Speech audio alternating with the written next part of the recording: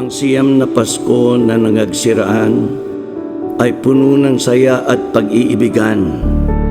Pawang dinulutan ng kaligayahan dahil pinagtagpo ng buong may kapal ang dalawang pusong dating nangulila, hinandugan muli ng pag-ibig at pag-asa.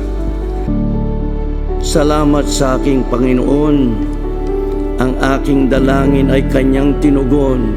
Sa Paskong darating at bagong taon, si Maria Elisa ay tiyak na naroon.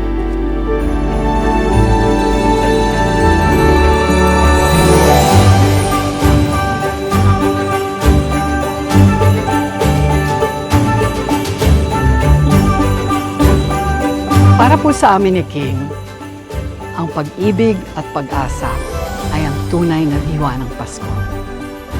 Kaya kung mayaalay natin ito sa ating kapwa, para na rin po nating inialay ito sa ating Panginoon. Tita Bot, salamat po.